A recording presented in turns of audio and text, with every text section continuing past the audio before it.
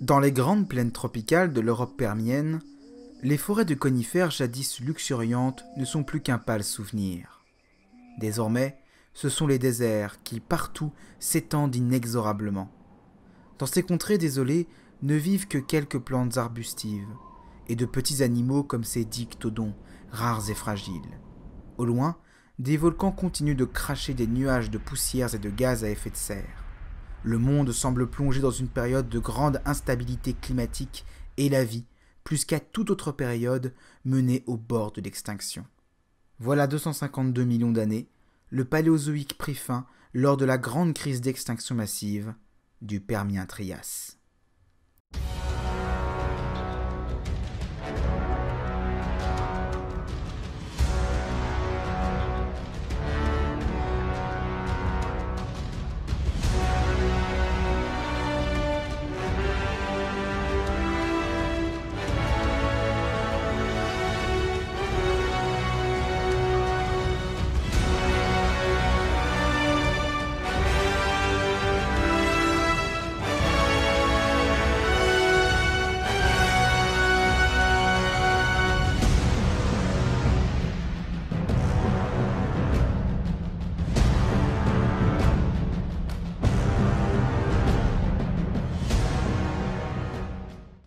En 1982, paraît l'article de Roop et Serbkowski sur la variation de la biodiversité marine au cours des derniers 540 millions d'années. Il montre, à travers une étude statistique basée sur un très grand nombre de spécimens fossiles, que le monde vivant a été, à 5 reprises, grandement impacté par une extinction globale d'espèces. On parle ici des 5 majeures. Elles se sont produites à l'Ordovicien, au Franien-Faménien, au Permien-Trias, au Trias-Jurassique et à la transition Crétacé-Paléogène. Ces crises d'extinction massive, ou crises biotiques majeures, sont définies par une ampleur planétaire, sur un intervalle de temps très court à l'échelle des temps géologiques. On parle de millénaires à quelques millions d'années tout au plus. Et enfin, par un effondrement de la biosphère mondiale à travers une chute de biodiversité se démarquant du bruit de fond de l'évolution et une destruction des écosystèmes préexistants. Ces phases d'extinction se traduisent donc par un passage pour la majeure partie du vivant dans un goulot d'étranglement au-delà duquel certains groupes disparaissent et d'autres survivent, passent la crise et se rediversifient. On parle alors de phase post-extinction de masse caractérisée par des radiations évolutives et une succession écologique mondialisée. Au Permien supérieur, les continents sont rassemblés en une unique masse continentale, la Pangée. Ce supercontinent est entouré d'un immense océan global, l'océan Pantalassa. Au centre de ce supercontinent, dans sa zone équatoriale, s'étend d'ouest en est l'ancienne chaîne varisque, alors en pleine pénéplanation. Une érosion de la chaîne de montagne qui va engendrer la formation de grands dépôts détritiques terrigènes, caractéristiques de cette fin du Paléozoïque riche en disponibles sédimentaires lithoclastiques. Plus à l'est, migre un ensemble de microcontinents appelé la Cimmérie. Au nord, disparaît progressivement par subduction la lithosphère océanique du vieil océan Paléothétis, tandis qu'au sud de cet archipel se développe un tout jeune océan, la Thétis. Dans la partie la plus orientale de la Pangée, fusionnent les terranes catasiens, comprenant entre autres la Chine du Sud, collision qui formera plus tard le futur bloc eurasiatique. L'orogénèse varisque et la formation de la Pangée ont conduit à une raréfaction des littoraux et à la réduction catastrophique de la surface des plateaux continentaux. Cela dit, l'océan Paléo et Néothétis, avec les archipels cimmériens et catasiens, constituent des milieux à mer peu profonde, riches en zones récifales et constituant probablement des hotspots de biodiversité au Permien. Et au Permien supérieur, la Terre, qui était jusqu'alors plongée dans une période froide appelée le dernier âge glaciaire du Paléozoïque, semble être entrée dans une période de réchauffement global, de hot house, avec la disparition du grand Inlandsis gondwanien et l'extension rapide des forêts de Glossopteris dans les latitudes les plus australes.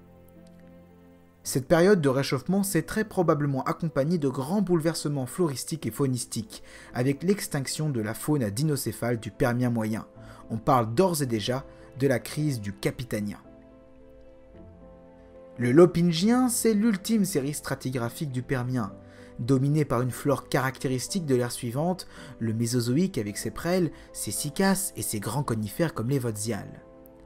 Les fougères sont alors omniprésentes et constituent l'essentiel des sous-bois des forêts tempérées de Glossopteris. Elles constituent une nouvelle manne pour les grands herbivores synapsides tels les Lystrosaures et Robertia, des dicynodontes largement répandus dans toute la Pangée. Ces animaux étaient prédatés par les plus grands prédateurs du Permien supérieur, les gorgonopsiens comme le Dinogorgon aux canines hypertrophiées. Dans les mers épicontinentales prospéraient les vastes récifs à coraux scléractiniaires, tabulés et rugueux, où vivaient les derniers trilobites tels le genre Endops, le Permien moyen ayant vu disparaître les derniers récifs à spongiaires. Brachiopodes, crinoïdes et mollusques céphalopodes tels les goniatites prospèrent alors dans les eaux chaudes peu profondes et ensoleillées de la Paléothétis.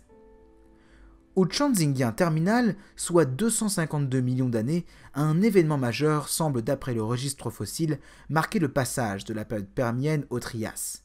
Cette transition majeure se traduit par une crise biologique visible à l'affleurement dans le désert du Karoo, sous la forme d'une limite dans la stratigraphie. Limite que nous allons à présent découvrir avec les explications du docteur en paléontologie Julien Benoît sur le terrain.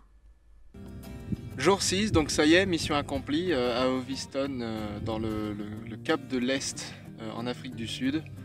On est venu chercher la limite Permien-Trias, donc qui marque la crise d'extinction entre le Permien et le Trias, entre le Paléozoïque et le Mésozoïque.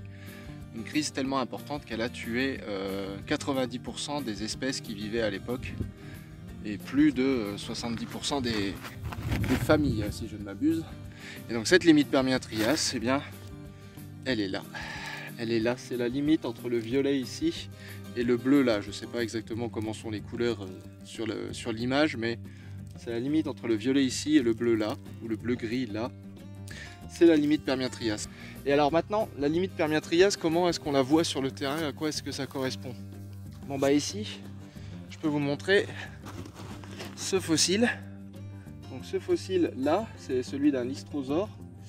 Donc ici ce que vous voyez, c'est un crâne qui est pas très joli avec une petite colonne vertébrale là.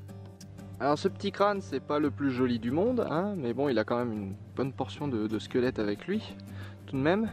C'est pas le plus joli du monde, alors du coup je vous ai mis celui-là à côté qui est un moulage afin d'un peu mieux comprendre ce qui se passe. Donc en gros ici, si vous comparez à ce Lystrosaure là, comme ça, là vous avez l'œil ici, que vous voyez là ici. Là vous avez le museau qui est tordu vers l'arrière avec la narine qui est là, donc cette narine là elle est ici. Là vous avez la défense, donc la défense typique des dicynodontes. Et là à l'arrière vous avez cette barre-ci qui est le carré qui s'articule avec la mâchoire qui doit se trouver normalement ici. Donc là vous avez la ligne de la mâchoire inférieure qui passe là. Donc c'est un crâne de Lystrosaure avec des morceaux de squelette relativement complets. Et c'est un Lystrosaurus McKegai, c'est la grosse variété de Lystrosaurus qu'on rencontre avant la crise Permien-Trias. Et ensuite quand on monte et qu'on franchit donc cette couche bleue là-bas que je vous ai montré tout à l'heure, et ben on trouve ce genre de Lystrosaurus là, voilà, qui est, comme vous pouvez le voir, beaucoup plus petit. Donc, enfin, c'est pas un genre, c'est une autre espèce de Lystrosaurus qui s'appelle le Lystrosaurus murray. Et donc, c'est ça l'effet Lilliput, c'est-à-dire qu'on passe de très gros dicynodontes à de petits dicynodontes. Et en général, eh bien, c'est le pattern qu'on voit à travers cette crise, à savoir que les thérapsides, en fait, avant cette limite Permien-Trias, donc dans ces couches ici que vous voyez en pourpre, en violet, les thérapsides sont dominants, donc on y trouve de gros Daptocéphalus qui sont des gros herbivores, des gros dicynodontes. On y trouve de gros Lystrosaurus comme je viens de vous montrer, le McKegai, et on y trouve de gros prédateurs qu'on appelle les gorgonopsiens. Et ensuite, quand on monte là-haut dans le Permien, enfin dans le Trias, pardon, et ben là, on va se mettre à rencontrer une toute nouvelle faune, une faune qui va être notamment dominée par des par des prédateurs archosauromorphes, donc les ancêtres des dinosaures. Donc ici, à partir de ces couches bleues que vous voyez là, que vous voyez ici, là en bas, et à travers toutes ces autres couches que vous voyez au-dessus, là vous voyez des gros blocs de grès, et tout ça, ça devient dominé soudainement par des archosaures. Donc les archosauromorphes, comme par exemple Proterosuchus, Erythrosuchus, proviennent de ces couches là. Alors ici à Hoviston, on n'a pas encore trouvé de crâne, bien qu'il reste encore la fin de la journée pour y arriver. On n'a pas encore trouvé d'archosauromorphes fossiles. Par contre, je vous ai déjà montré les coprolites de ces archosauriformes, puisqu'on en a trouvé une et qui symbolise très bien en fait le changement de faune Permien-Trias, puisque c'est une coprolite d'archosauriforme qui contient un thérapside, un tout petit thérapside qui s'appelle Tétracynodon, qui est un thérocéphale et qui est finalement assez représentatif de la taille générale des thérapsides après la crise Permien-Trias, c'est-à-dire qu'ils deviennent absolument minuscules et c'est eux qui deviennent les proies. Ils passent de prédateurs, donc avec les gorgonopsiens, ils deviennent les proies des archosauriformes.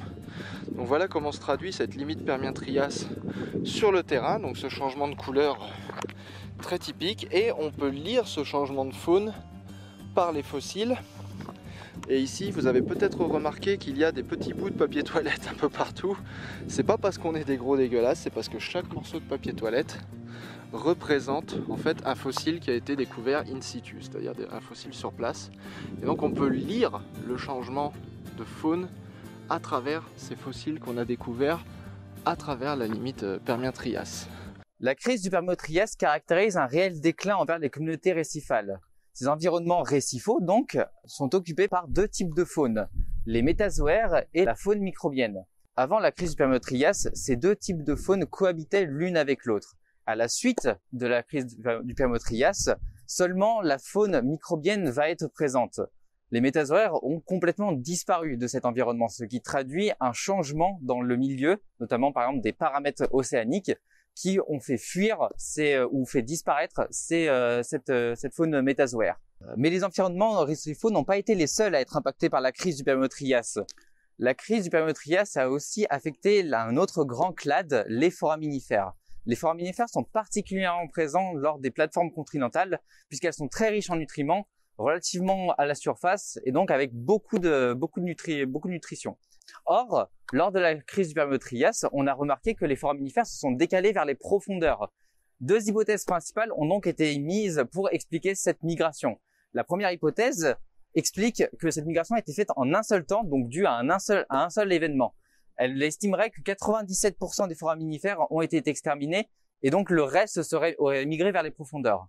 La deuxième hypothèse, quant à elle, prévoit une disparition en deux temps. D'abord, un premier événement qui aurait causé la disparition d'une soixantaine de pourcents des foraminifères, puis un deuxième événement qui aurait alors causé la quasi-disparition des foraminifères à hauteur de 89%. Quelle que soit l'hypothèse qu'on privilégie, elles traduisent toutes deux un changement au niveau des paramètres océaniques d'une manière globale. Comme dit précédemment, le domaine marin est extrêmement touché, que ce soit au niveau de la microfaune, mais aussi de la macrofaune. Alors, on va parler des trilobites. Donc, les trilobites ont complètement disparu pendant la crise Permien-Trias. Les trilobites du Permien sont très caractéristiques, notamment le trilobite Philipsia simantrensis, qu'on peut retrouver sur cette image. Et plus de trilobites après le Permien, à mon grand désespoir. Effectivement, c'est vrai que les trilobites ont été très touchés, mais il ne faut pas oublier toute la faune benthique, à savoir les brachiopodes, les lamellibranches, les ostracodes et autres gastéropodes. On a retrouvé dans les plaines d'Antalya, dans le sud-ouest de la Turquie, de nombreuses espèces différentes au niveau de l'époque de la crise Permo-Trias. Toutes ces formes de vie avaient un mode de vie benthique. Les scientifiques ont émis l'hypothèse qu'il y a eu un gros impact sur leur milieu de vie, à savoir la plateforme continentale. Mais qu'en est-il des vertébrés? Intéressons-nous un petit peu aux poissons. Alors quand on les regarde dans leur globalité, on se rend compte que les poissons sont très peu touchés par la crise Permien-Trias.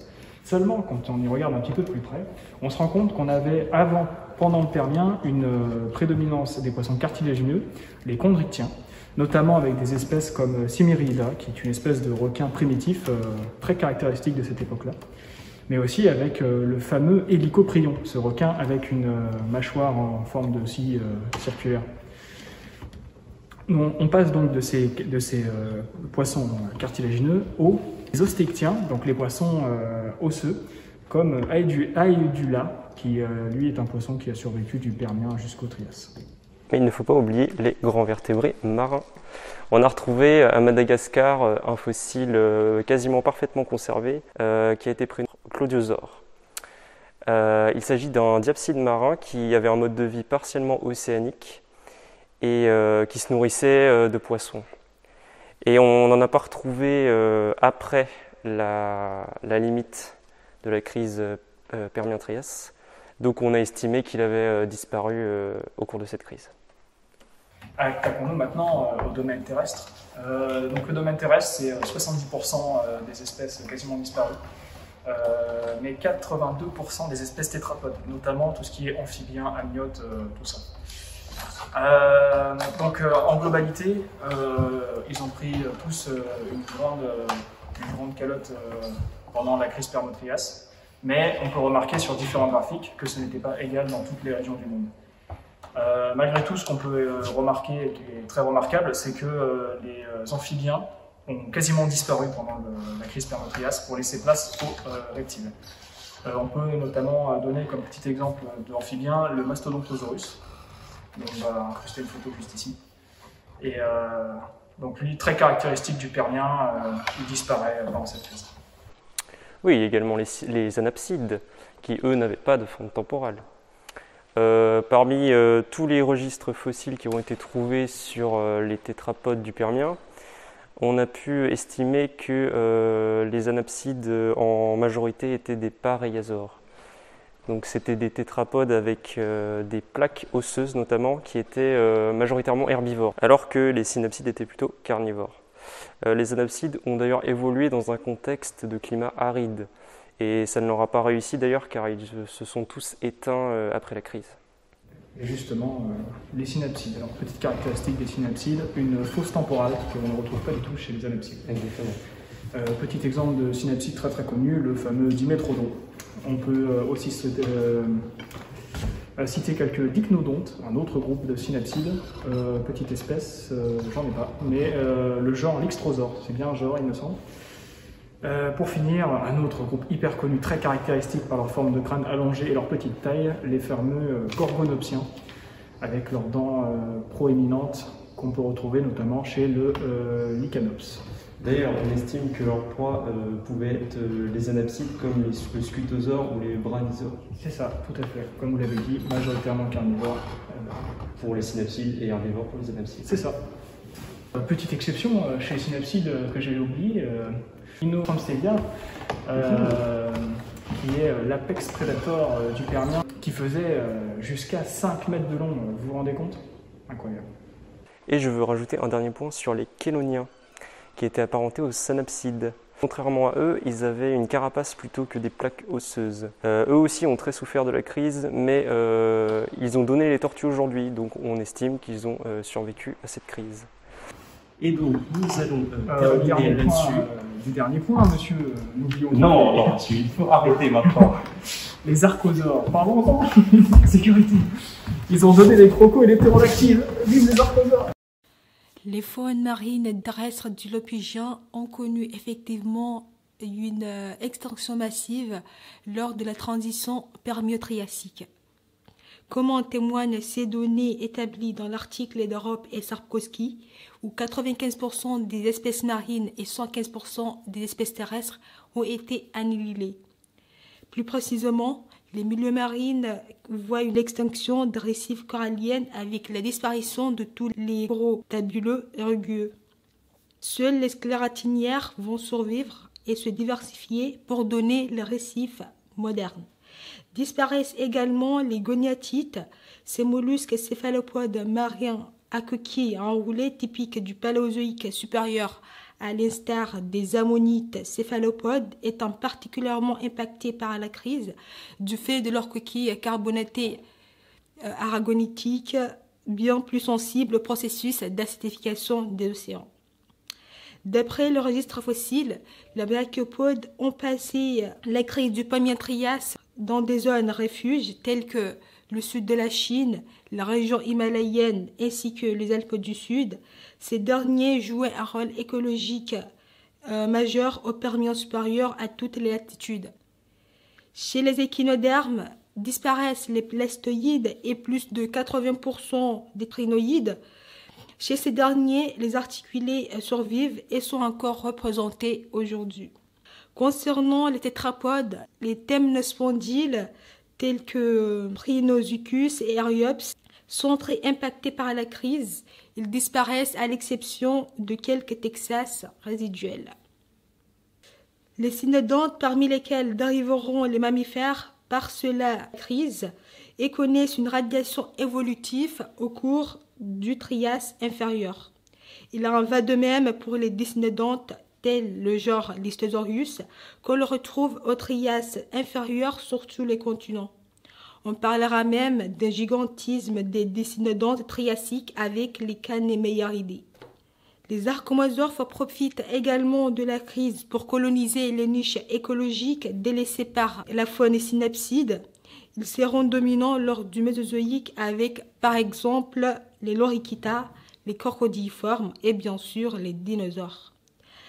La crise Permien-Trias constitue donc une transition majeure entre les faunes paléozoïques et mésozoïques, transition qui continuera encore lors du Trias inférieur.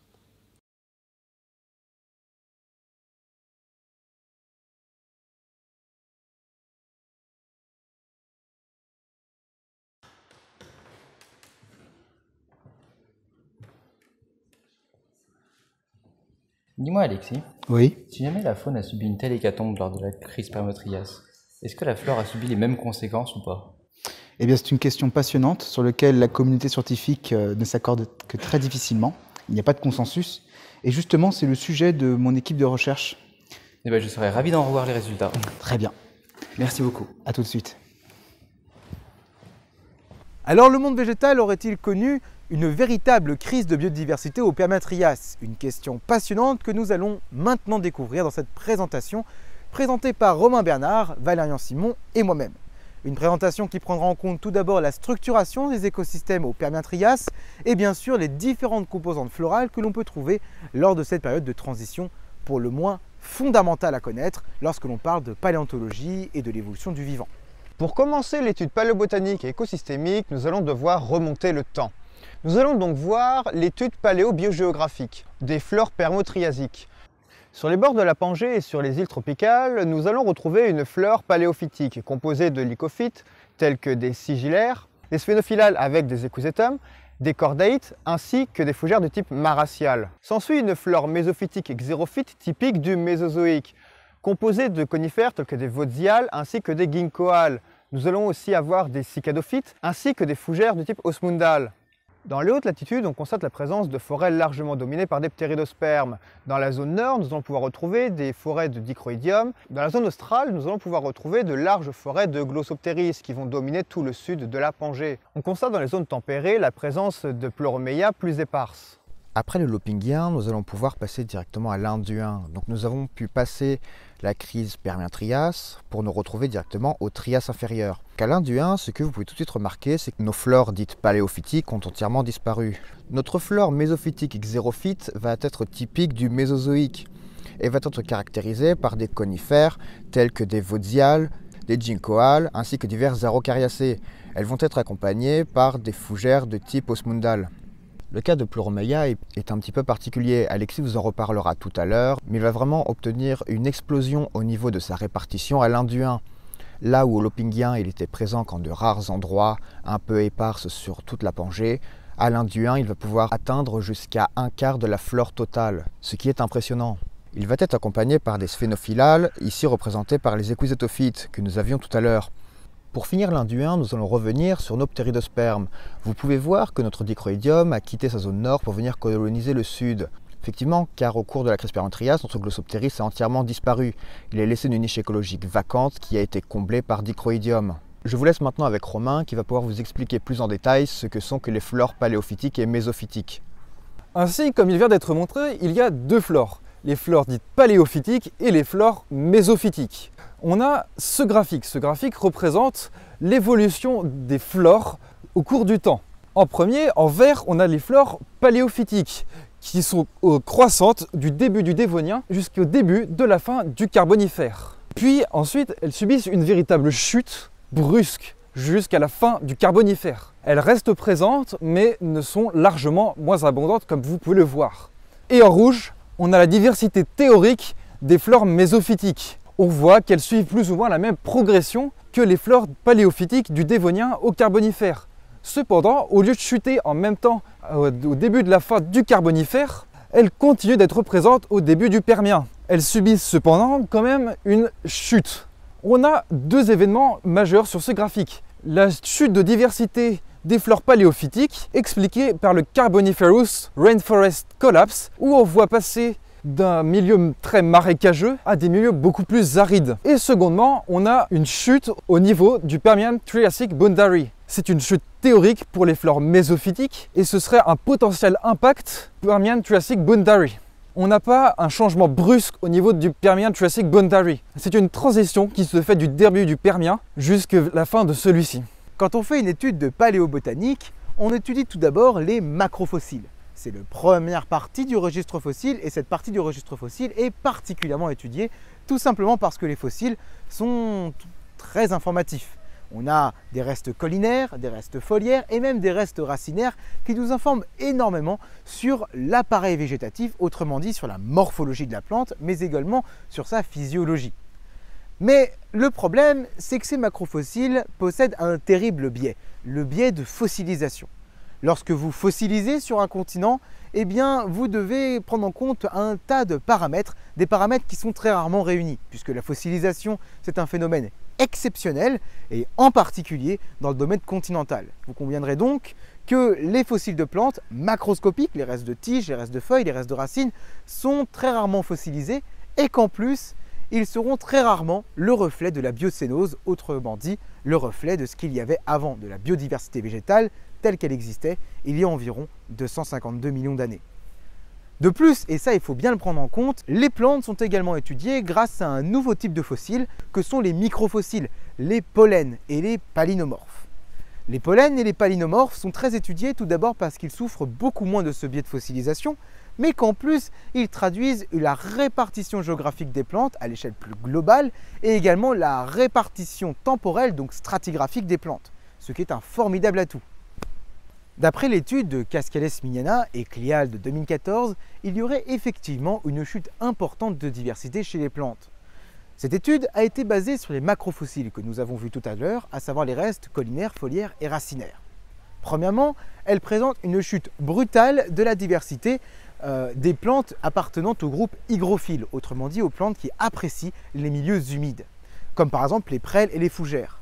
Mais il y a également une chute de diversité beaucoup moins importante chez des groupes qui sont dits xérophytes, qui apprécient en particulier les milieux arides, comme par exemple les ginkgos ou les cicadales, qui sont des plantes qui visiblement n'ont pas l'air trop impactées par la crise du Permien-Trias. Enfin, il y a des groupes qui sont particulièrement impactés, comme par exemple les gymnospermes en Incertae sedis, et des groupes qui vont même prospérer lors de la crise et profiter de cette crise d'extinction massive, comme par exemple les lycophytes, qui voient même leur diversité augmenter. On parlera de groupes opportunistes. Cette étude montre une première chose, que les taux d'extinction sont terriblement hétérogènes entre les groupes de plantes. Et la deuxième chose, c'est que malheureusement, cela souffre d'un biais de fossilisation.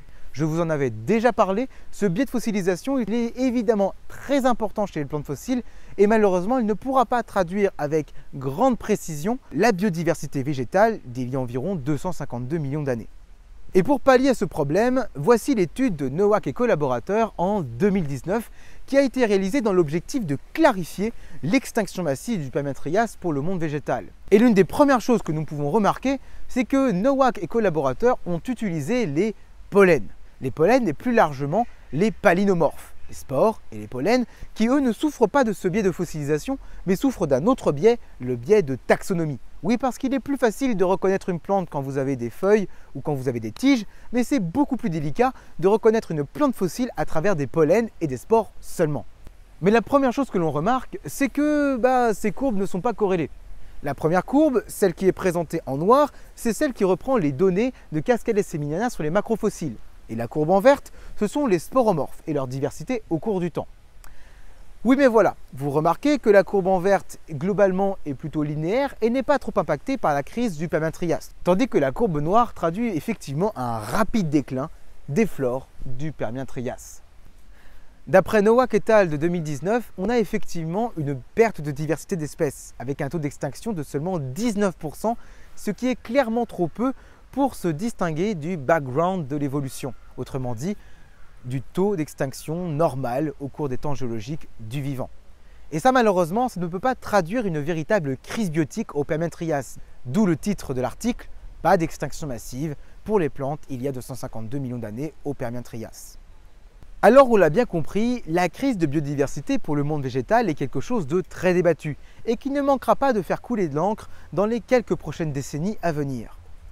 Mais même si la crise d'extinction massive du Permien-Trias n'a pas eu d'effet en ce qui concerne la diversité spécifique sur les plantes, ou alors très peu, elle a eu très certainement d'énormes effets sur les écosystèmes continentaux et sur leur structuration. Après une éruption volcanique ou un incendie global, vous allez avoir un déclin de quasiment toutes les espèces qui y vivent. L'écosystème est globalement anéanti. Oui, mais voilà, il existe quelques espèces qui vont survivre. Et ces espèces, elles se sont spécialisées dans la reconquête d'environnements qui sont globalement devenus hostiles. Des environnements qui ont subi une catastrophe écologique et qui ne présentent plus véritablement de grande diversité biologique. Ce sont des environnements globalement assez désertiques, des environnements où il y a peu de compétition interspécifique et c'est justement là que se développeront des espèces pionnières, comme l'arbre Cecropia en Amazonie. Et justement, au Permien-Trias, il existe quelques espèces qui peuvent traduire des successions écologiques globalisées il y a environ 252 millions d'années. Pleuromeia est une plante isoétale, c'est-à-dire une espèce appartenant à un grand groupe de plantes pionnières, comme par exemple l'isouette moderne qui vit dans des lacs, dans des milieux lacustres, où il y a très peu de compétition interspécifique, typique d'une plante pionnière. Ces espèces très opportunistes, assez généralistes, vont aller occuper les niches écologiques globalement laissées vacantes par toutes les autres formes végétales qui se sont développées avant et qui ont été décimées. Qu'en est-il pour Pleuromeia ? Pleuromeia était globalement très rare au Permien supérieur et était localisée dans quelques rares zones de l'hémisphère nord et de l'hémisphère sud. Et au Trias inférieur, tout change. Les Pleuromeia deviennent subitement extrêmement abondants, ils semblent avoir subi une radiation. On les retrouve par exemple dans l'hémisphère nord, dans l'hémisphère sud et en particulier dans la zone intertropicale. Là, les Pleuromeia sont tellement abondants qu'ils vont même constituer, d'après les données microfossiles, près d'un quart de la flore mondiale, ce qui est énorme. Si les Pleuromeia sont aussi abondantes, c'est probablement parce qu'elles traduisent une succession écologique primaire à l'échelle globale, avec un anéantissement des écosystèmes qui perduraient au Permien supérieur, principalement des écosystèmes forestiers avec de grandes arborescences comme les glossoptéridales qui ont été subitement remplacés par des flores plutôt arbustives comme par exemple les pleuroméiales. On parle ici d'une désertification qui se serait produite au Permien supérieur, issue tout simplement d'une aridification et de changements climatiques globaux.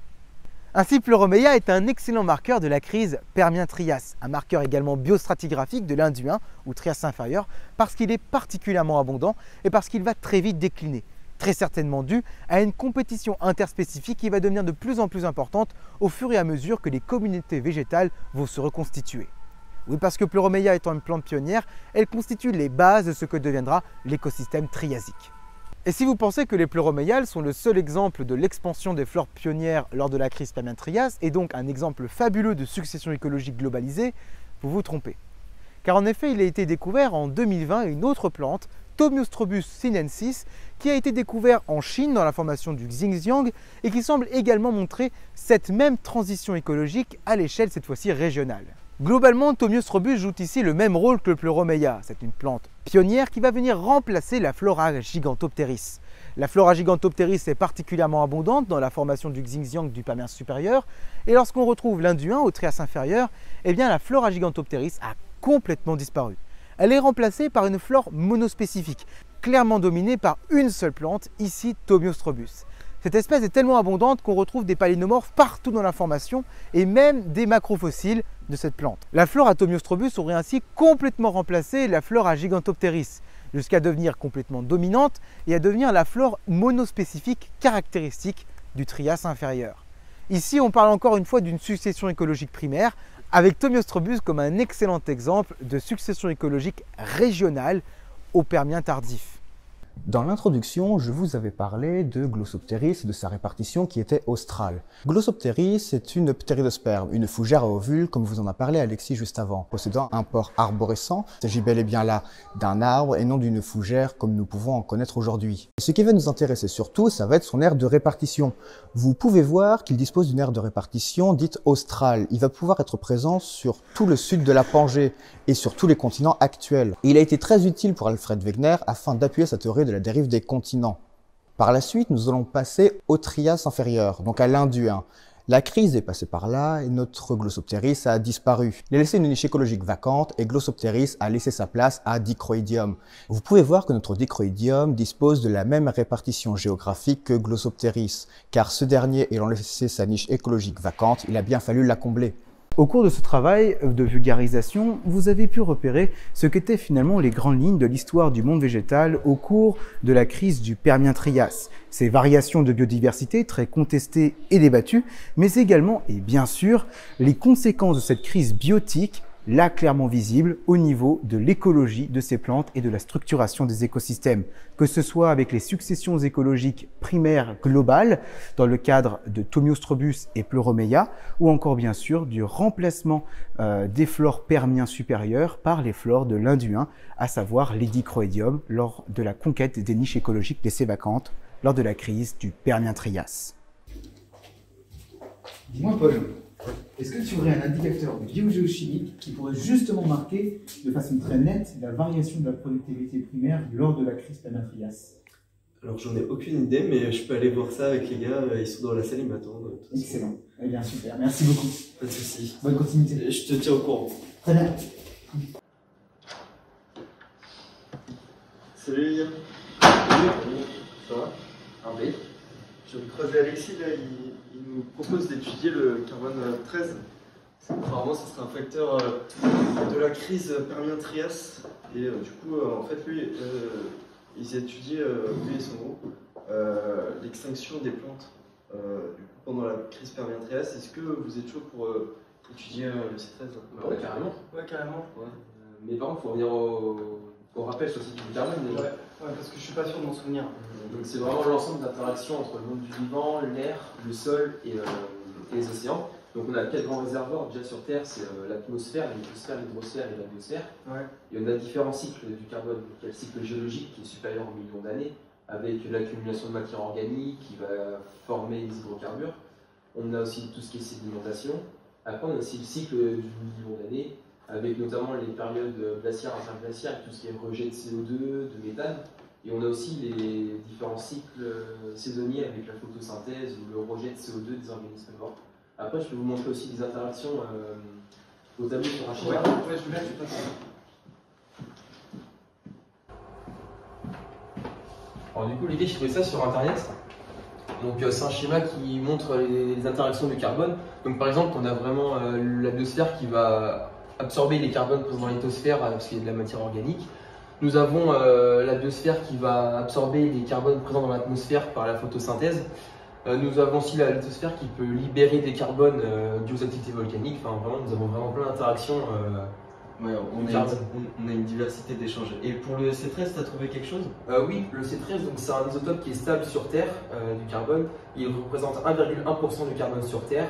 À la différence du carbone 12 qui lui aussi est stable, il y a un nombre de spins qui est non nul. Et le carbone 13 est plus lourd, donc plus difficile à assimiler.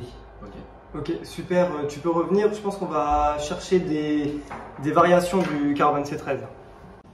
Ok, bah maintenant il faut qu'on cherche des articles scientifiques parce qu'il y a forcément eu des traces de variations en fait, de perturbation du cycle du carbone. Ouais, je pense. Bon bah, boulot hein. Allez. One eternity later. Bon, galère, c'est moulé. Moi, si vous voulez, j'ai trouvé un article de Jenny Lo qui est paru en 2011. Et en fait, il parle de toutes les perturbations du cycle du carbone pendant l'expérimentation. Donc, il commence par parler des CIE notamment. C'est quoi les CIE? Les CIE, c'est les carbone isotopes excursion. ou les exclusions isotopiques du carbone. Donc en fait c'est très simple, c'est toutes les variations des interactions entre le carbone et tous les réservoirs, donc c'est ce que tu disais tout à l'heure Bastien en fait. Okay. Et donc pour quantifier ces variations, on utilise ce qu'on appelle le delta 13C, et le delta 13C en fait c'est un rapport entre le carbone 13 et le carbone 12 dans un échantillon qu'on rapporte tout simplement à un standard en fait. Alors du coup, comment tu peux interpréter les variations en delta 13C? En fait c'est assez simple, soit elles sont positives, soit elles sont négatives. Quand elles sont positives, ça veut dire qu'il y a beaucoup de pollution primaire, qu'il y a peu de carbone dans l'atmosphère puisqu'il est absorbé et assimilé par les plantes, et qu'il y a peu disponible, ça augmente le rapport en fait par rapport au carbone 13. Et donc à l'inverse, quand il y a une exclusion négative, ça veut dire qu'il y a peu de pollution primaire, qu'il y a beaucoup de carbone dans l'atmosphère, donc le rapport est beaucoup plus élevé, donc beaucoup plus négatif. Okay. Donc ici en fait l'article se penche sur toutes les causes de ces CIE. Donc au Permien Trias en fait elle tourne principalement vers le négatif, et ce pour plusieurs raisons. J'en parlais tout à l'heure à cause de la pollution primaire qui diminue. On a aussi l'érosion des matières organiques. J'ai pu comprendre qu'à la fin du Permien, on avait une régression, ce qui faisait qu'une partie des phytoplanctons se retrouvaient sur le plateau continental.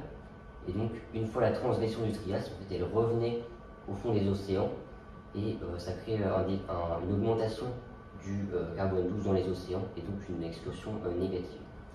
On a aussi l'érosion des sols. Oui, parce que par rapport à cette érosion des sols, on était en contexte de Pangée, il me semble, à cette époque-là. C'est ça. Donc il y avait beaucoup de relief et beaucoup de disponibles sédimentaires. Oui, c'est ça, il y avait beaucoup de disponibles sédimentaires, beaucoup de classes en fait qui partaient au niveau des océans, ce qui, comme l'érosion des matières organiques, crée une augmentation du carbone dans les océans, et donc une explosion négative. On a aussi le volcanisme et l'anoxie, mais ça pour l'instant j'en sais pas plus. Et enfin, on a tout ce qui est clatrate au niveau du pergélisol et les fonds des océans, s'il y a une augmentation en fait, de la température globale sur Terre. Ok, mais ça c'est bien, au moins on sait de quoi on parle, mais je pense que ce serait bien de trouver un exemple concret. Ouais, non, dis pas plus. T'as quelque chose? Je suis ton homme. Alors, moi j'ai trouvé un exemple en Chine méridionale. Et si vous voulez, je vous... Vas-y, carrément. Du coup, ouais, mon article, il traite de 4 logs qu'on peut voir ici. Donc ça, c'est les 4 logs prélevés en Chine méridionale. On va analyser 3 facteurs sur ces logs. Le facteur lithologique, donc là on le voit. Donc la formation du Xianwei ici, donc c'est toute la partie inférieure, et la formation du Keitou, la partie supérieure. La formation du Xianwei elle va être composée essentiellement de grès à limon, tandis que la formation du Keitou elle va être composée essentiellement de siltite. On va avoir un second facteur, donc ça va être le facteur biostratigraphique. On va observer un pic de palynomorphe à la limite des deux formations en fait. Alors, est-ce que tu as la définition d'un palynomorphe? Ouais, c'est pas vraiment une définition, mais en fait c'est un terme qui regroupe un peu tout. On met les algues vertes dedans, on met les champignons. En vrai, on ne sait pas trop ce que désigne ce terme en fait. On a un troisième facteur, donc c'est celui qu'on va étudier, c'est les variations en delta C13 organique. Donc, delta C13 organique, je précise juste, c'est juste un rapport de C13 sur C12 analysé sur de la matière organique. Donc ces variations, on va les voir donc avec les courbes bleues ici. On va voir des chutes significatives du delta C13 organique à la limite du coup des deux formations. Et on va pouvoir analyser aussi, on a calculé le pourcentage de CIE de ces 4 logs et on arrive à une note moyennée d'environ moins 2,6%. Donc ce serait une CIE négative. Et du coup, on va pouvoir corréler cette CIE négative au pic fongique et à la limite en fait des deux formations qui vont délimiter Permien-Trias. Et du coup, Paul, quels sont les proxys, les facteurs qui caractérisent cette limite Permien-Trias? Alors justement, il me reste un dernier exemple, et c'est le Meishan. Donc ça, c'est vraiment l'unité type. Donc là, on est dans un environnement plutôt marin, mais on va observer des variations beaucoup plus significatives. Là, on va voir vraiment une chute de delta C13 organique ou carbonaté à la limite en fait des deux formations. Donc ça va vraiment venir appuyer le fait qu'on a l'extinction Permien-Trias avec à la limite des formations Xianwei-Kaito. Voilà. Je vais juste aller lire, vérifier mon article, voir ce qu'il disait. Ouais, alors, ouais, c'est ça. On a une CIE, donc la CIE elle est caractérisée par la chute de variation du delta 13C. On a une chute du coût de production primaire avec une accumulation de matière organique. On a la dégradation de cette matière organique du coup par les palynomorphes. Et les palynomorphes, là dans l'étude, ils disent que ce sont des champignons, donc ils sont capables de dégrader la matière organique. Du coup, ces champignons, ils vont produire du CO2, et là, on va avoir une perturbation du cycle du carbone. C'est ça. Ok. Pour la perturbation du cycle du carbone, moi, mon article que je viens de lire, ils exposent 3 hypothèses. Donc, je pense que ce serait bien, du coup, je vais vous expliquer vite fait, et on en reparle juste après. Carrément. Ok, vas-y. Alors, du coup, pour les 3 hypothèses que j'ai trouvées, je vais vous contextualiser un petit peu. Donc, déjà, ce sont 3 hypothèses étudiées par des scientifiques. Enfin, c'est les 3 principales, hein, il y en a beaucoup plus. Donc, c'est un graphique qui permet en fait de mettre en évidence donc, ces excursions négatives et aussi positives en fonction en fait des dates de la crise du Permien-Trias. Parce que du coup, EMB, c'est le début de la crise, et ça, cette ligne-là, c'est la limite entre le Permien et le Trias. Donc, pour ces 3 hypothèses, on a la première. Donc, la première, on peut faire une croix dessus, elle ne fonctionne pas. Pourquoi tu la supprimes? Alors, je la supprime parce que, donc dans un premier temps, une variation négative qui passe de 4 à -1 pour 1000, c'est trop abrupt, surtout pour le peu de temps qu'on a ici. Et en plus, il n'y a pas de variation pré-extinction. Et on sait en fait que dans la nature, il y a toujours des variations. Là, c'est soit un manque d'enregistrement, soit ils considèrent qu'il n'y a pas de variation, ce qui n'est pas possible. Okay. Et du coup, c'est quoi la différence entre l'hypothèse B et l'hypothèse C? Alors, la principale différence, en fait, ça va être la puissance, on va dire, de l'excursion négative progressive qu'on voit en contexte de pré-extinction. Vous voyez qu'ici, on passe de 4 à 2,5 pour 1000, et ici, on passe de 4 à 0,5 pour 1000. Les scientifiques ils vont privilégier celle-ci principalement dû au fait que, en fait, au moment de la crise, on a une variation abrupte, mais qui passe de 0,5 à -1. Alors que ici, on passe de 2,5 à -1, et c'est une variation trop abrupte, c'est à peu près comme ici. Pour le reste, je vais vous expliquer avec les articles, tout ça, ce sera plus simple pour moi. Alors pour l'interprétation, les scientifiques de l'article, ils disent que le faible décalage qu'on voit après la crise, donc il est un petit peu plus fort quand même, donc on comprend de ça que la crise a eu un petit effet sur le cycle du carbone. Et pour la variation qui arrive avant la crise, on comprend en fait qu'il y a d'autres événements qui perturbent ce cycle du carbone bien avant le début de la crise. Donc au niveau de ces autres causes, ces autres hypothèses de perturbation, on a par exemple le dégazage massif de CO2 de l'océan à l'atmosphère. Il y a aussi un dégazage volcanique, dégazage de méthane, des coffres et hydrates de méthane, et il y a aussi la décomposition et oxydation des organismes morts. Donc il y a sûrement d'autres causes, mais eux ils parlaient que de ça. Ok, donc vraiment pour conclure, on a vraiment la CIE négative qui est marquée par la variation du delta C13. Ouais. Et donc c'est-à-dire que la perturbation du cycle du carbone provoque une diminution de la production primaire, donc avec l'émergence d'un pic qui est supposé fongique, c'est ça. Et donc c'est-à-dire qu'il reste vraiment à déterminer les causes de perturbation de ce cycle du carbone. Ouais, c'est ça. Ouais. Donc tu as parlé de volcanisme, mais je crois que je connais quelqu'un qui en sait plus sur le volcanisme, je crois que je vais l'appeler. Ok. Puis il va nous en dire plus et... Ok, bah vas-y, super, c'est ça.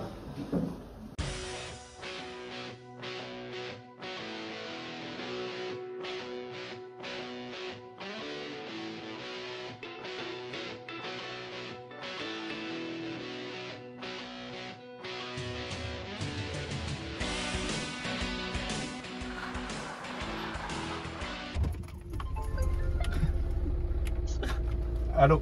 Ouais, Jimmy? Oui, Bastien. Ouais, c'est moi. Juste pour te demander, on est en train d'étudier la perturbation du delta C13 lors de la crise Permien-Trias. et c'est potentiellement lié au volcanisme. Est-ce que vous en savez un peu plus sur le volcanisme à cette époque? Ouais, ça marche, je te fais ça tout de suite.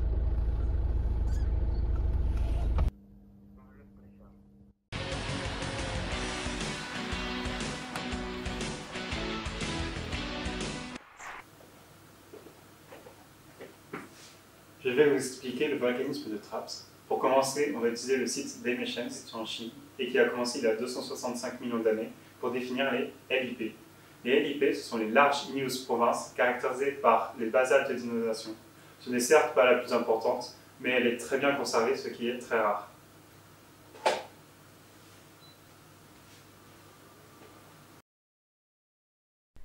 La superficie et le volume d'un LIP dépendent principalement de la durée du volcanisme, qui est liée au taux de perte de chaleur, aux matériaux disponibles pour fondre et au milieu, qu'il soit océanique ou continental. Par conséquent, déterminer le début du magmatisme est beaucoup plus facile que de déterminer quand il s'est terminé, car il n'y a pas de marqueur de fin précis. Les LIP sont actives pendant environ 10 millions d'années, certaines pouvant durer jusqu'à 50 millions d'années, qu'elles soient ponctuelles ou continues.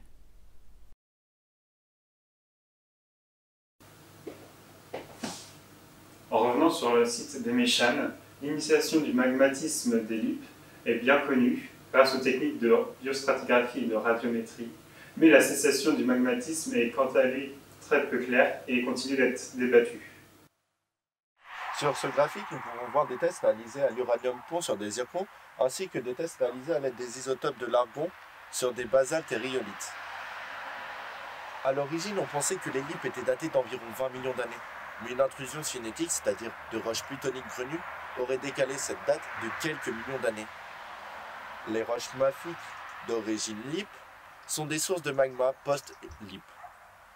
À l'aide de marqueurs géochimiques, nous avons pu déterminer un âge d'environ 260 millions d'années, soit le Capitanien. Durant le Capitanien, il y avait du volcanisme fort et affaiblissant l'écosystème. Mais cet événement est apparu un peu tôt, non? Bien sûr, mais sois patiente. Cet événement a sûrement affaibli la biodiversité. Allons au cœur de l'extinction avec les trappes de Sibérie, s'étant déroulées de 248 à 251 MA. Que savons-nous de cet événement de la crise Permien-Trias que sont les TRAPS? Les trappes sont de vastes plateaux continentaux constitués d'épais dépôts de roches basaltiques provenant du panache mantélique.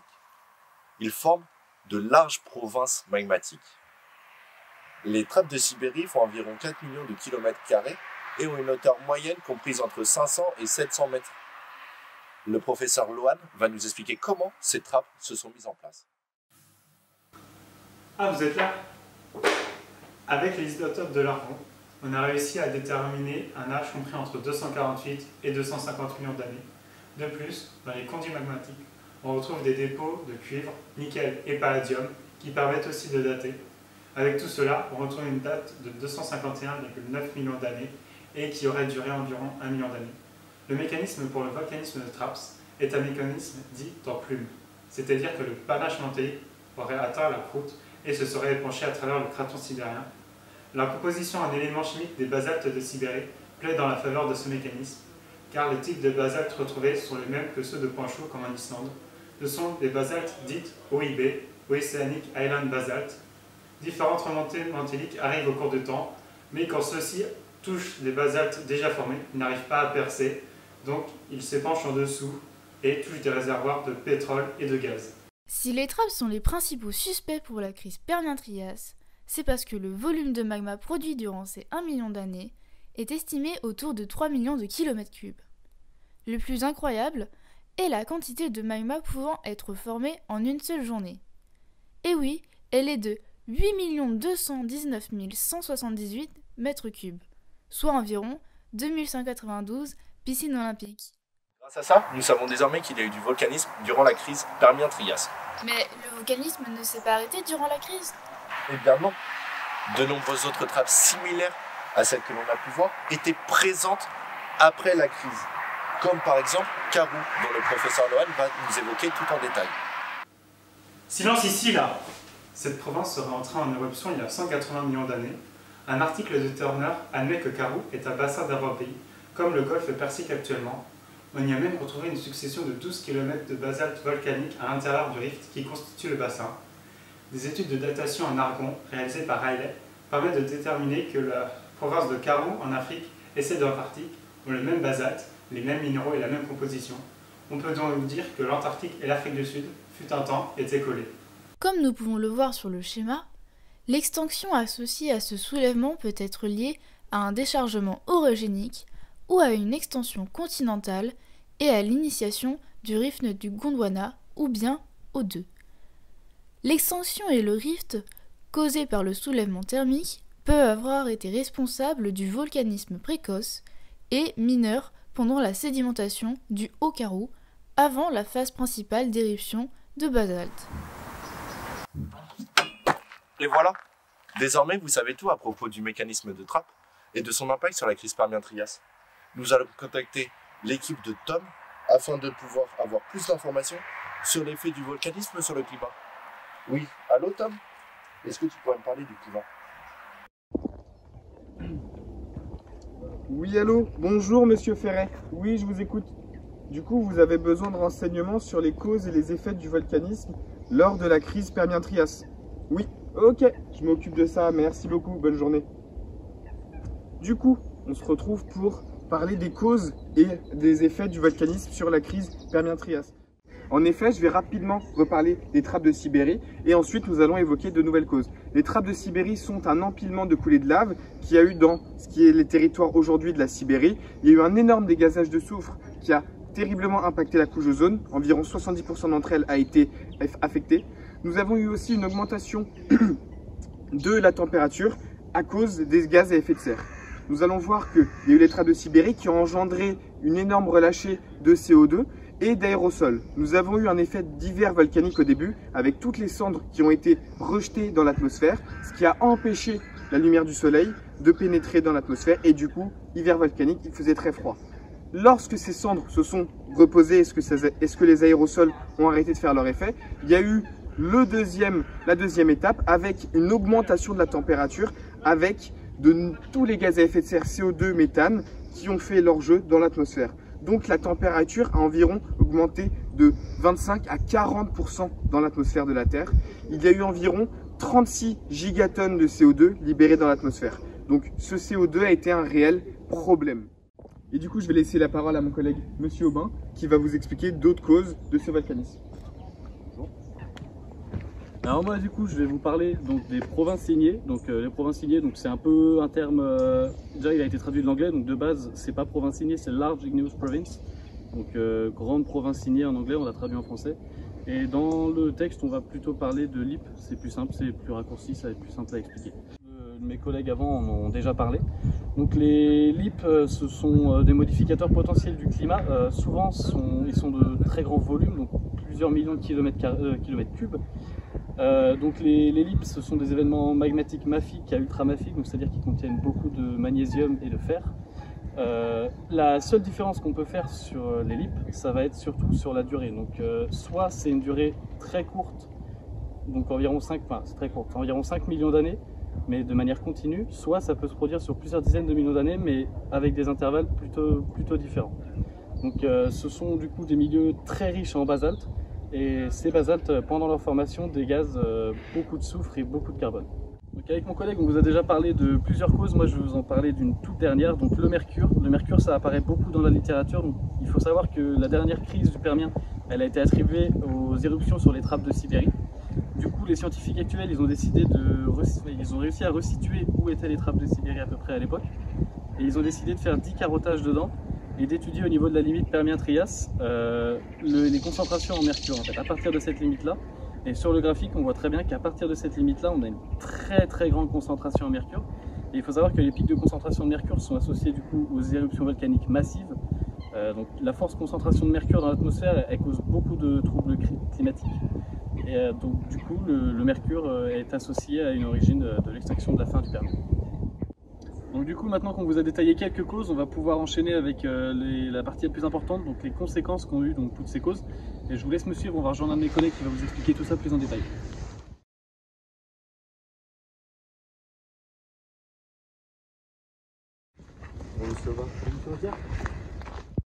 Merci Monsieur Aubin d'avoir présenté les causes. Maintenant, je vais présenter les conséquences. Plus à proprement parler les conséquences sur la faune et la flore. Donc on va retrouver notamment la disparition des grandes forêts en fait, dans le Permien Trias. Donc ils vont être baqués par cette forte température, cette augmentation des gaz à effet de serre. Et, la faune va être fortement impactée par cette augmentation de température, donc liée aux gaz à effet de serre, qui va créer ce réchauffement et contribuer à une aridification des sols. Et notamment, on va trouver une disparition plus conséquente de la faune marine, 95%, contrairement à la faune terrestre qui va être plus dans les alentours de 75%. Cette différence est due probablement au fait qu'il y a des animaux qui sont plus adaptés, au sol aride, donc ça va être les animaux fouisseurs qui vont fortement pouvoir résister à ces différences. Il y a aussi les végétaux comme les conifères, certaines flores vont pouvoir survivre à cette variation de température qui sont assez conséquentes au Permien et au Trias. Et du coup on va trouver peut-être 4%, c'est 4% de flore qui va survivre là-dessus. Et aussi ça va créer, cette disparité va créer des fortes sélections de la biodiversité, et du coup ça va créer cette extinction qui est importante dans cette période. Je vous ai présenté les conséquences de la faune, les conséquences sur la faune et la flore. Maintenant, je vais plus vous présenter des conséquences sur avec les larges provincignés, donc qui a été présenté par Monsieur Aubin. Donc, en gros, les larges provincignés vont avoir un effet drastique sur le climat. Donc, ça va créer un réchauffement climatique dû aux effets de serre, aux gaz à effet de serre qui vont résulter de cela. Du coup, il y a le sol carbonisé. Du coup, il y aura un énorme puits magmatique qui va remonter, et du coup le magma il va se retrouver bloqué, et il va s'incruster, il va s'étaler et s'étendre, et du coup ça va former ce qu'on appelle des réseaux magmatiques. Et ces réseaux magmatiques, ils vont être rejetés par les cheminées, et du coup ces cheminées vont rejeter du CO2. Donc le CO2 c'est un gaz à effet de serre, et ça va fortement impacter le climat. Et mais aussi ces LIP peuvent créer aussi un autre problème, ils peuvent aussi créer un refroidissement. Et ce refroidissement, pourquoi on dit c'est bizarre, on parle d'un réchauffement et là on parle d'un refroidissement. Oui, il peut créer un refroidissement, notamment quand c'est causé par le retrait de CO2 via les altérations de basalte d'inondation, comme ça a été parlé dans les autres composés. Et du coup, ça va créer aussi d'autres mécanismes supplémentaires de destruction. Donc ça va s'associer donc à différents paramètres. Donc il y aura des additions de différents paramètres de variation climatique. Et comme on va le voir aussi, il va y avoir un impact sur tout ce qui va être sur la diminution des nutriments essentiels. Donc ce qui peut avoir impacté aussi la faune, comme on en a parlé tout à l'heure, mais aussi sur les apports de métaux toxiques, donc certains sulfures qui vont être plus toxiques et qui vont créer aussi certaines pluies plus acides. Et aussi il va y avoir aussi un réseau complexe de différentes manières, donc l'acidification des océans, donc comme je l'ai dit avec le CO2 qui va créer une acidification, et aussi une baisse du nombre d'espèces, oui forcément, parce que ça va créer des extinctions. Mais il y a surtout, tous ces réseaux vont créer un effet environnemental, des effets environnementaux très énormes. C'est hyper catastrophique, et c'est ce qui va créer cette extinction en chaîne. Et du coup, voilà pourquoi les larges provincignés peuvent avoir une forte conséquence sur le climat. Du coup, oui, maintenant, on va vous présenter d'autres conséquences qui peuvent survenir après cela. Donc, tout ce qui va être l'acidification des océans, et plus de détails vont être présentés par ma collègue Koch, du coup, qui va vous présenter toutes ces conséquences qui sont, autrement parlé, différentes des miennes. Voilà. Bonjour à tous, moi c'est Coq Flavie, je vais vous parler un petit peu plus de l'acidification des océans, puisque mon collègue l'a évoqué juste avant. Alors en fait, l'acidification des océans, c'est une conséquence de l'augmentation du CO2 atmosphérique. Donc on a vu précédemment que le CO2 atmosphérique, il était dû d'une part des gaz à effet de serre, et ces gaz à effet de serre ils viennent des volcans, des explosions. Donc par réaction chimique, le CO2 atmosphérique qui se transforme en gaz carbonique, l'océan donc s'acidifie progressivement et les paramètres de la chaîne des carbonates va donc se modifier. Et ce phénomène présente un risque majeur pour certains planctons, coraux et pour la biodiversité marine. Donc l'océan c'est un puits de carbone, il absorbe vraiment beaucoup de CO2. Donc quand le CO2 va augmenter dans l'atmosphère, il va également augmenter dans les océans. Alors on a vu que l'océan s'acidifiait, mais en mettant que l'océan s'acidifie, ça veut dire qu'il y a une augmentation du coup des émissions de CO2. Et du coup ça va diminuer la concentration des eaux marines en carbonate de calcium. Et on sait que le carbonate de calcium est utilisé pour la fabrication des coquilles, des tests, pour tout ce qui est mollusques, foraminifères, moules, huîtres, enfin pour toutes ces petites bêtes là. Mais bon, il est quand même estimé que certains mollusques peuvent s'adapter à ces environnements. Il y a également les pluies acides qui peuvent contribuer à l'acidification des océans, puisque les pluies acides, c'est le résultat de la condensation du chlorure d'hydrogène et du fluorure d'hydrogène qui vont provoquer des brûlures, des empoisonnements des plantes, du coup des animaux et bien sûr des océans. Alors juste ici à ma droite va s'afficher le schéma bilan des impacts du volcanisme lors de la crise du Permien-Trias. Donc dans ce schéma on peut apercevoir que, comme on vous en a parlé tout à l'heure, de l'augmentation des températures, des anomalies du mercure, de l'acidification des océans, donc c'est juste par là. Mais il y a également une petite légende qui parle de l'anoxie. Alors l'anoxie, moi je vais vous en parler un petit peu. Donc l'anoxie c'est le manque d'oxygène dans l'eau, dans les océans, dû à l'augmentation de la température qui empêche donc le dioxygène de se répandre. L'eau chaude n'est pas capable de contenir autant de gaz que l'eau froide. Mais moi, je suis pas spécialiste dans ce sujet-là, ni dans ce domaine. Donc je vais faire appel à mes collègues, je vais les appeler et on verra ce qu'elles vous répondent. Oui, allô? J'aimerais bien avoir des informations sur l'anoxie, s'il vous plaît.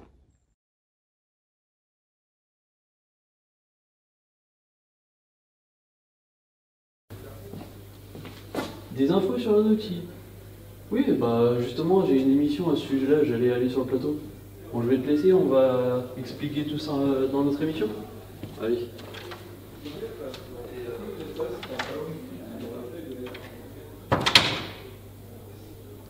Bonjour à tous et bienvenue dans cet épisode d'À bout de souffle. Aujourd'hui, nous allons parler de la crise Permien-Trias et plus précisément de l'anoxie pendant la crise Permien-Trias.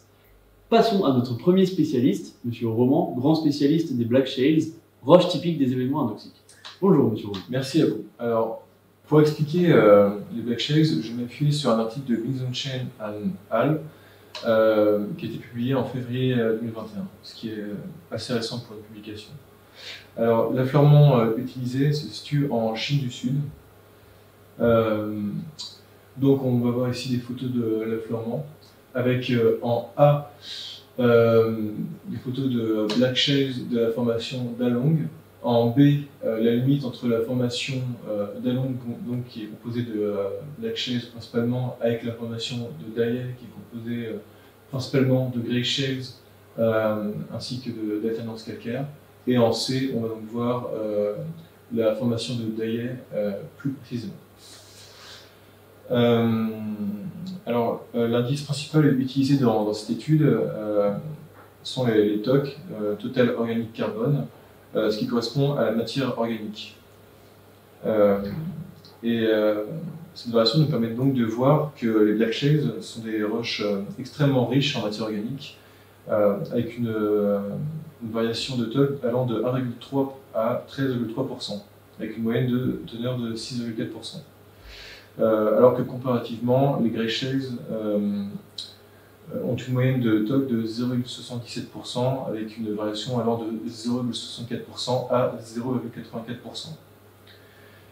Donc, à la limite Permien supérieur et Trias inférieur, on voit un passage d'environnement. Donc, d'un environnement composé majoritairement de Black Shales, ce qui est un indicateur donc, de de l'anoxie, car la matière organique n'a pas pu être dégradée, car l'O2 est manquant dans cet environnement, à un environnement composé majoritairement de grey shells à alternance de calcaire, qui a donc une portion de matière organique beaucoup plus faible et qui est donc comparativement plus oxygénée. Je vais donc maintenant laisser la parole à ma collègue Anne, qui est une spécialiste dans l'historique des anoxies. Bonjour, donc moi je vais vous parler d'un schéma de Zengef et al. Qui a été publié en 2020. Donc ce sont aussi des analyses réalisées en Chine. Et donc dans une première partie, dans la partie A à gauche, dans le schéma, on voit les delta uranium-238 qui sont un marqueur de l'anoxie dans les sédiments. Et donc plus on en retrouve, plus l'anoxie était importante. Et on voit bien autour de la crise, donc qui est représentée en rouge juste ici, qu'il y a deux pics très distincts. Et ensuite, en B, on voit bien la corrélation avec ces données-là, qui sont des données qui ont été obtenues à partir d'un modèle et qui représentent donc le pourcentage de fond des mers qui est touché par l'anoxie. Et donc on remarque un premier pic qui est estimé à 60 000 ans, donc qui est assez court, qui monte jusqu'à 18% des fonds océaniques touchés par l'anoxie.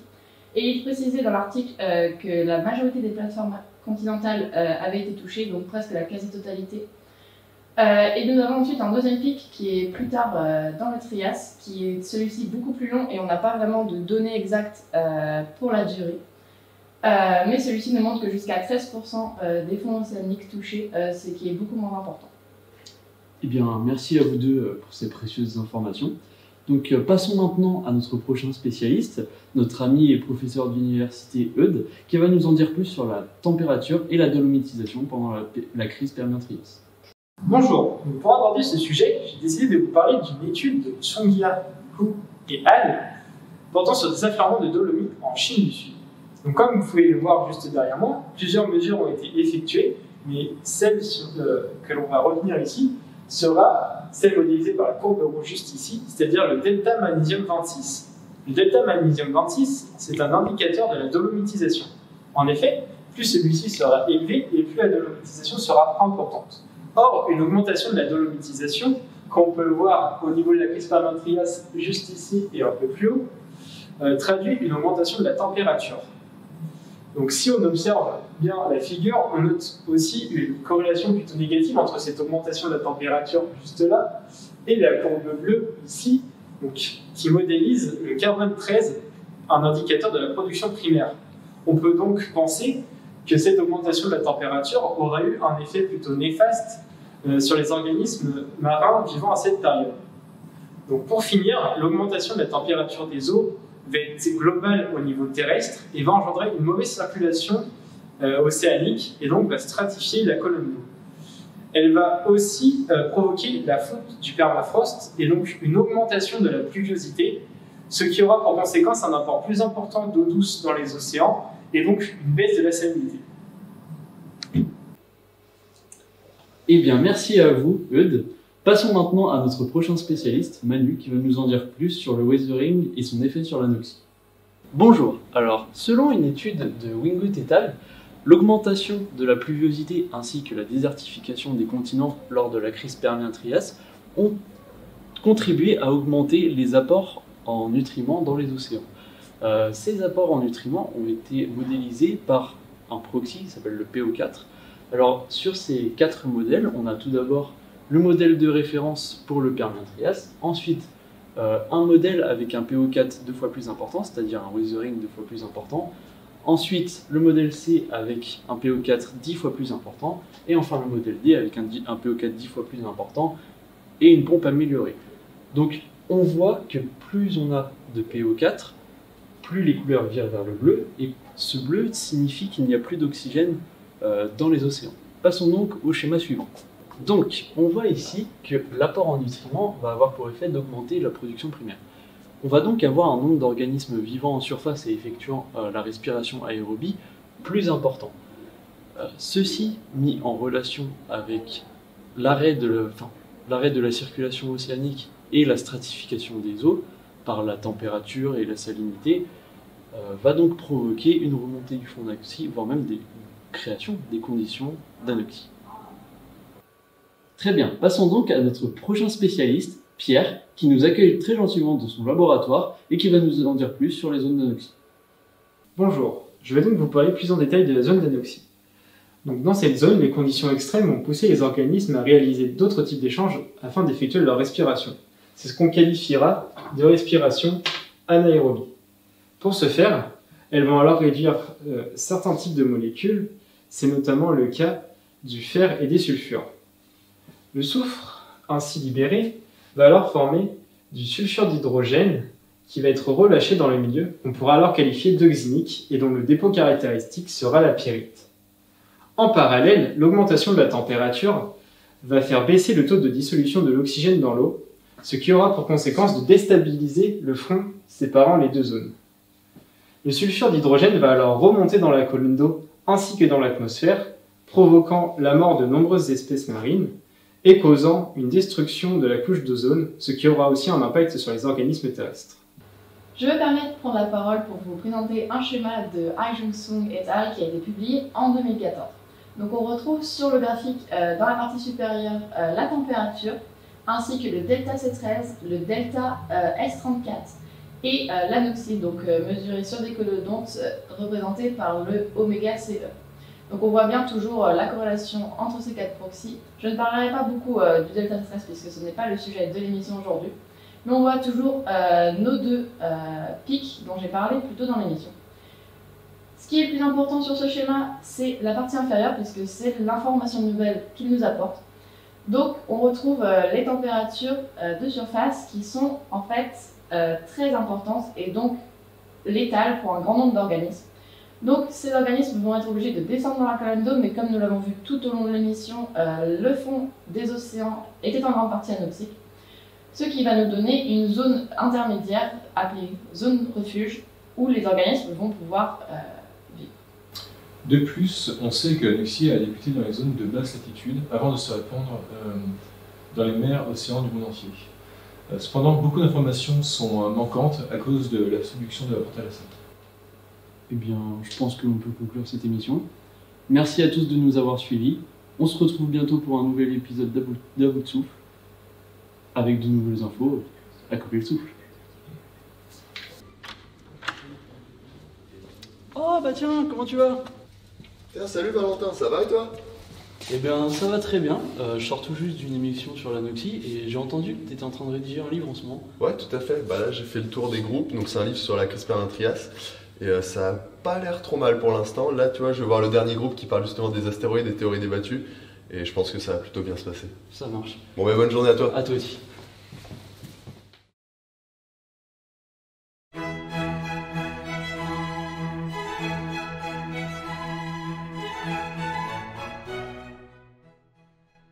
Bonsoir à tous, merci d'avoir accepté l'invitation à ce petit dîner. J'espère que vos recherches ont bien avancé. Si je vous ai invité ce soir, c'est pour parler de la publication de notre livre sur la crise Permien-Trias et plus particulièrement de notre article qui va clôturer ce livre et qui parle des astéroïdes et des théories débattues. Je vais vous inviter à vous asseoir si vous le voulez bien. Merci. Allez-y, je vous laisse me présenter vos recherches. Vous pouvez vous servir également. Bah oui, du coup, pour commencer, j'ai pu lire un article au Japon qui parle d'hélium extraterrestre qui serait dû à un fort taux de particules interplanétaires qui serait, d'après l'article, lié à une pluie d'astéroïdes. Par contre, on n'a retrouvé aucun cratère d'impact dans cette zone-là. J'ai fait d'autres recherches dans la région du Japon et pour voir s'il y aurait d'autres zones qui sont concernées. Et j'ai trouvé dans la région de Sasayama des microsphérules. Attends, c'est quoi une microsphérule? Ce sont des petites billes métalliques de l'ordre du micromètre qui ressemblent beaucoup à des ballons de football. Okay. Et ces microsphérules ont été trouvées dans les silex littés, tout comme l'hélium de Clotilde d'ailleurs. Et en fait, ils sont composés de chrome, de nickel, de cobalt, de titane et de manganèse. Et ces concentrations sont à peu près équivalentes finalement à celles des chondrites carbonées. Donc on aurait un apport extraterrestre, ce qui pourrait nous faire dire qu'il y aurait des impacts dans la zone du Japon. Un ou plusieurs, on ne sait pas. Je vais rebondir sur ce que vous venez de dire tous les deux parce que j'ai trouvé un cas qui est pas loin du vôtre en Chine. Et en fait, un groupe de géologues chinois en fait, ont trouvé des indices, des évidences qui montreraient qu'il y a eu un impact de météorite ou de comète. Ils ont un peu du mal à faire la différence. Et en fait, suite à cette découverte, ils ont écrit un rapport de conclusion dans lequel ils ont parlé d'excursions isotopiques de soufre ou de strontium. Ils ont aussi parlé de grains métamorphisés par impact de kaolinite et aussi une diminution significative de phosphore, manganèse, calcium et aussi de microfossiles. Suite à cette découverte, en fait, ils ont essayé de suggérer qu'est-ce qui s'était passé pendant cette chute de météorites. Et pour eux, la météorite serait tombée dans l'océan à la fin du Permien. Et suite à cet impact, ça aurait délivré une massive diffusion de soufre du manteau vers le système du coup océan-atmosphère, ce qui aurait entraîné par la suite, théoriquement, une pluie d'acide ou bien carrément déclenché des volcans en éruption. Bon, je me coupe un petit peu parce que je suis un peu longue, hein, désolée, mais je vais vous parler un peu plus en détail de l'excursion isotopique de soufre.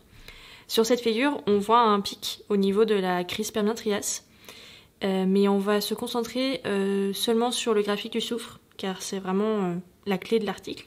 On peut voir une diminution du soufre lors de cette crise, qui confirme tout simplement l'hypothèse donnée par le groupe de géologues parlé précédemment. D'ailleurs, d'après un article d'Hillel Hoffman, on a pu trouver dans la zone australienne un cratère qui ferait 120 km de diamètre, pour une taille estimée de l'astéroïde de 4,8 km. Et donc, on a aussi des quartz choqués qui appuient cette théorie. Je vais rebondir sur ce que tu viens de dire, parce que j'ai lu un rapport de Von Fress et al. Qui parlait d'impact météorite en Antarctique. Et en fait, ils ont observé une morphologie particulière de la croûte dans la région des terres de Wickels. Et en fait, ça serait une topographie typique de cratère d'impact. Et visuellement, un cratère, ça ressemble à une goutte d'eau qui s'écrase dans une tasse, grossièrement. Donc en son centre, on a un piton. On a ensuite un recouvrement périphérique en bordure. Et entre les deux, on a une brèche. Suite à ces recherches, ils ont fait des mesures d'anomalie gravitaire, qui est positive en son centre et négative en périphérie. Et en fait, cela nous indique que la croûte elle est plus fine en centre que sur les bordures. Et oui, c'est encore moi. Je vous présente une petite série de graphiques pour illustrer les anomalies de gravité. Afin de mesurer ces anomalies, ils ont utilisé un satellite et ont fait des mesures à 2 altitudes différentes pour ensuite les comparer l'une à l'autre. Les courbes nous montrent bien une remontée du mot au centre uniquement, comme je l'avais dit précédemment. Et leur dernier argument, c'est qu'ils ont relevé, pas loin de l'impact, un pic d'iridium. Concernant l'iridium sur Terre, il aurait migré vers le centre comme le fer et le nickel lors de la formation de la Terre. Ainsi, à la surface, on n'aurait quasiment plus d'iridium. Or, les météorites contiennent beaucoup de fer et d'iridium justement. Ce qui fait qu'une anomalie d'iridium indique une provenance extraterrestre. Coucou, c'est moi. Ces différents graphiques montrent des pics d'iridium près de l'impact en Antarctique, ainsi que des graphiques de référence. On remarque que ces pics sont caractéristiques de la source d'iridium. On voit ainsi que les pics de météorites ressemblent beaucoup à ceux qui sont enregistrés en Antarctique. On a donc un impact probable dans cette zone. Alors, du coup, pour lire ce que Thomas et Camille viennent de dire, j'ai pu lire un article de Monsieur Retala d'une brèche qui relie l'Antarctique sud-est jusqu'à l'Australie. Et dans cette brèche, on trouvait des quartz choqués, qui est un indice pour un impact météoritique. De plus, dans cet article, M. Retala décrit une théorie comme quoi cet impact météoritique aurait développé les trappes de Sibérie. Vous supposez donc qu'il y a un lien entre la chute de cet astéroïde et le déclenchement du volcanisme sibérien ?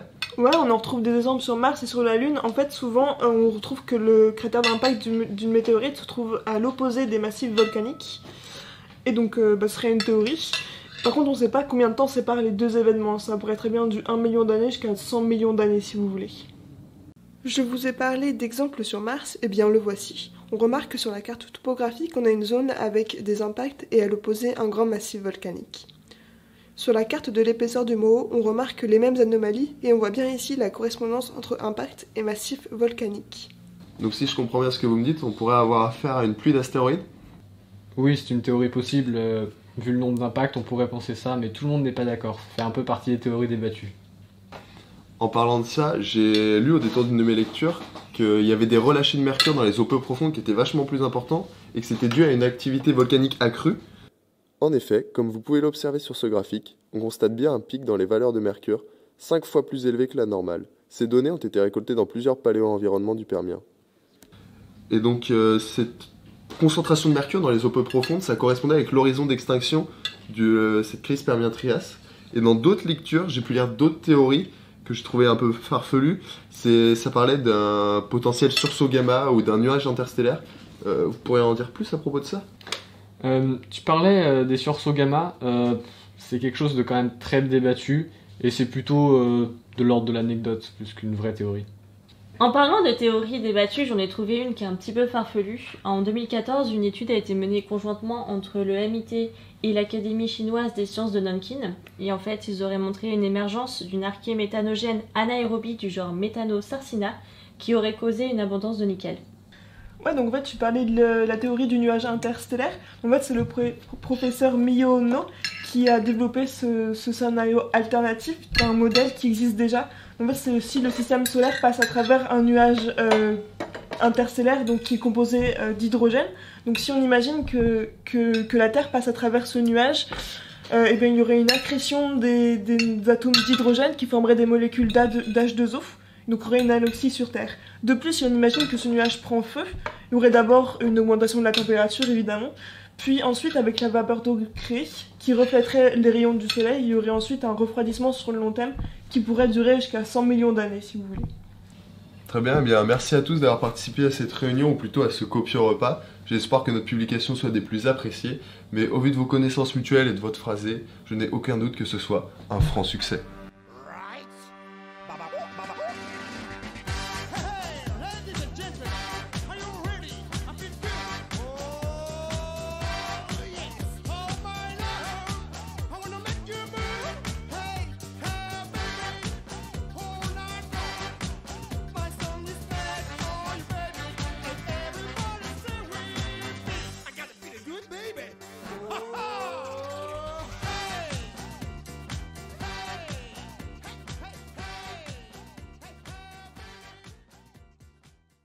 « 252 millions d'années plus tard, la grande crise du Permien-Trias, qui aura annihilé la majeure partie de la vie paléozoïque, résonne aujourd'hui tel un terrible et lointain écho des bouleversements actuels du climat mondial, des biotopes et de la biosphère.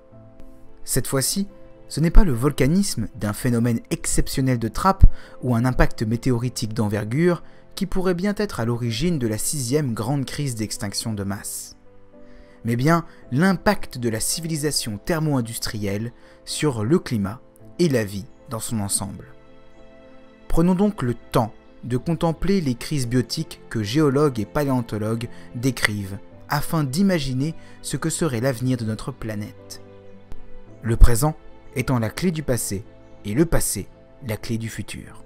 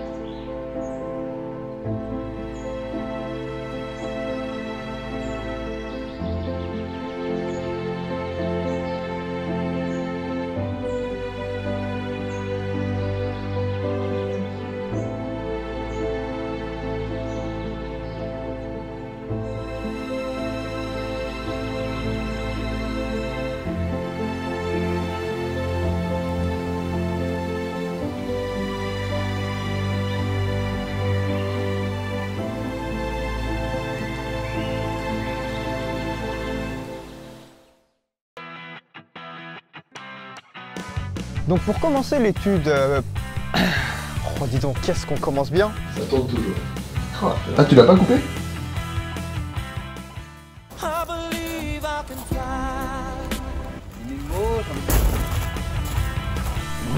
Mais non. Ah. Tu peux simuler la chute de météorite s'il te plaît? Les pontons, les flux.